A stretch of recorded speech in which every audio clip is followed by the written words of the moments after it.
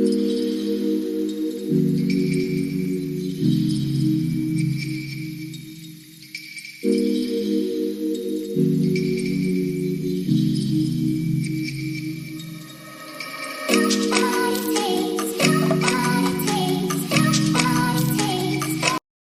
good morning, good afternoon, good evening, wherever you're watching me from.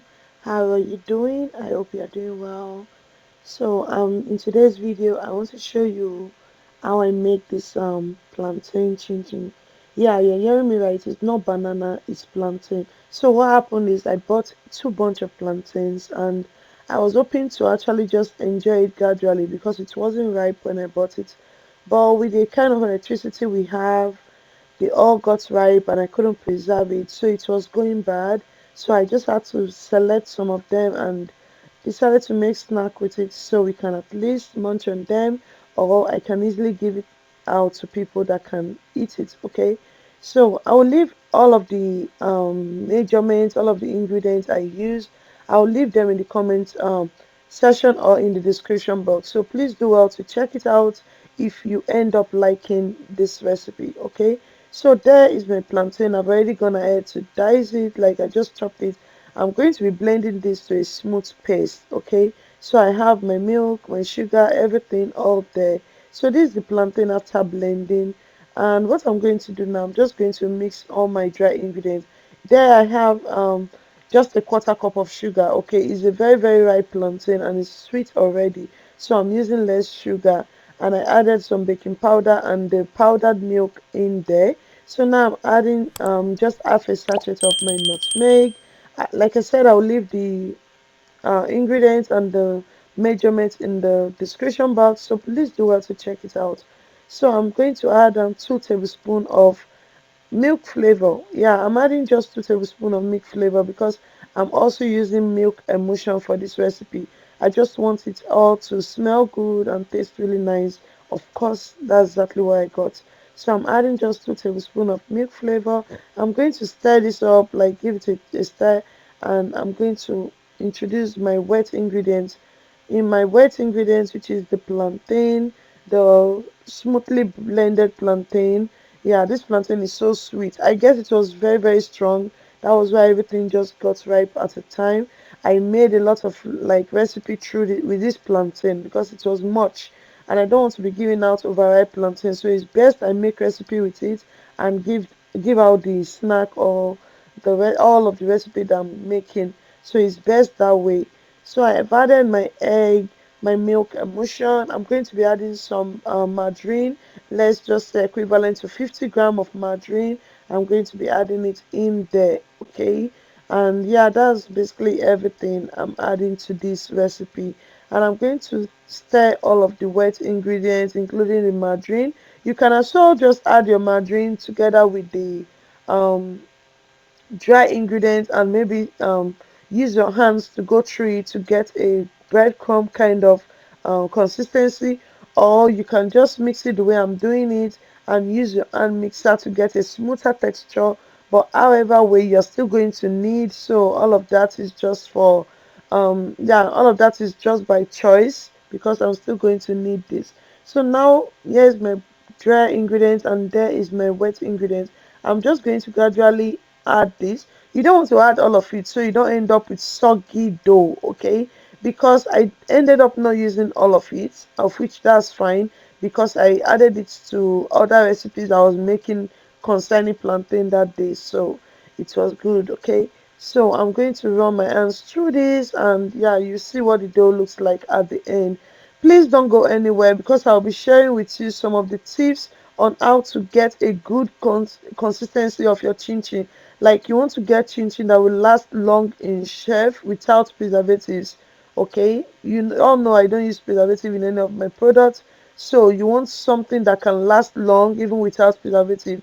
So you don't have to go anywhere, just stay with me. I'll be sharing all of those tips in this video. Okay, so let's get mixing and get this dough ready.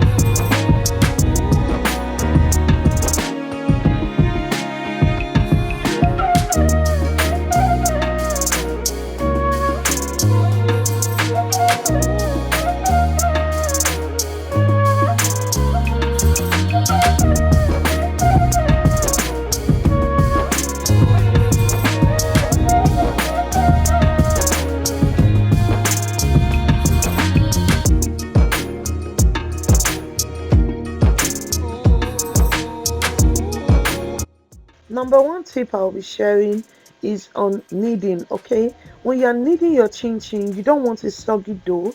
You want to make sure it's firm enough. Okay, firm enough that it is not looking soggy, it's not stretchy, it's nothing, it's just very firm. That way, okay, that way your chin chin is going to remain crunchy no matter how long it takes. Okay, if you make your dough soft or soggy, like I used to say, you will end up with chin chin that will be crunchy at a time, and before you know it, it goes soft. You don't want that. Mostly when you're into business, like when you're making chin chin for business, you don't want to end up having calls from your customers saying, oh, the chin chin you sold for me is soft, the chin chin is too soft, or the chin chin goes soft. No, you don't want that. Everybody loves crunchy chin chin, so you want to keep your chin chin crunchy, and this is the step you need to take. Make sure your dough is firm enough. Like when some of you are rolling out your dough, it tends to like stick to your board. Okay, you don't want that. You don't want it. You can see how I'm flipping this. It's not tearing, it's not sticky, it's just going well. This is the texture of dough that you want. Okay, you don't you need it very well, but then you don't want it to be too soft. Know when to add your flour. And you see the flour I added on this table is like the last flour I'm adding to my chin chin. You don't sprinkle flour on your dough. You don't add excess flour. Or some of you, when you finish cutting, you end up adding more flour to your already cut chin chin. Don't do that. Okay, I'll tell you why you shouldn't do that. But for now, let's enjoy this cutting process.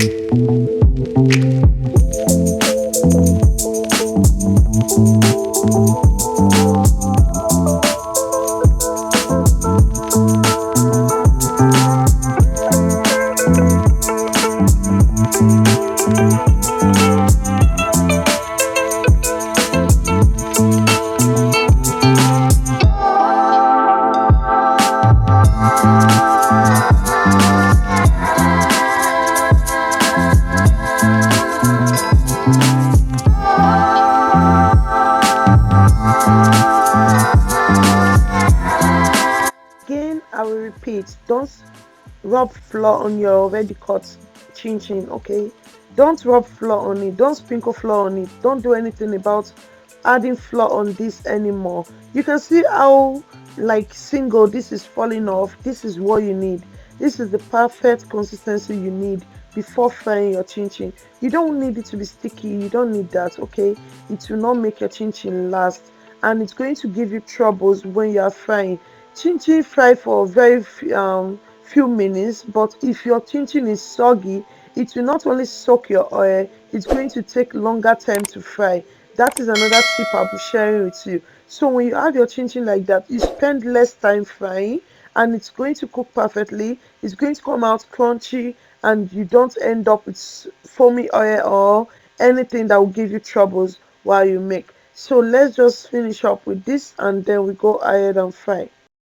See, if you guys know me, you know I'm very intentional. Like I've mentioned it several times about adding onion to your oil when you're frying chin chin. Unfortunately, all the onion I have at home are bigger sizes, so I had to cut. But if I have smaller sizes, I don't go ahead to cut. I just put a whole ball in my oil, of which you want that because the flavor makes your chin chin very special. You know those chin chin they call special chin chin. This onion is one of the secrets, okay? So now another tip: when you put your chin chin in your oil, guys, don't stir. Okay, a lot of you have come to my comment section to say, oh, your chin chin was foamy, like the foam just overflowed in your pot and everywhere was full of oil. Guys, that's because when you put your chin chin, the flour is activated and then you stir and everything just evaporates. So what you don't do is stir.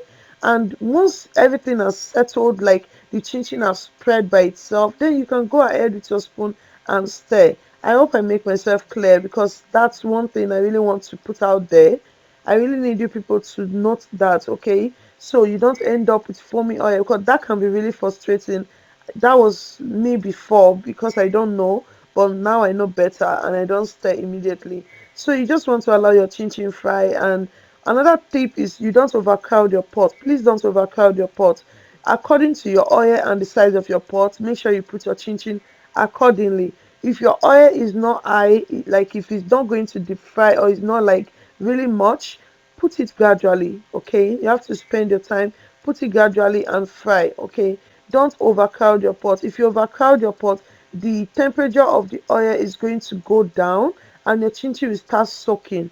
But when you put the amount that your pot and your oil can carry, your chin chin is going to fry beautifully, like no soggy parts, no foamy oil parts, and all of that.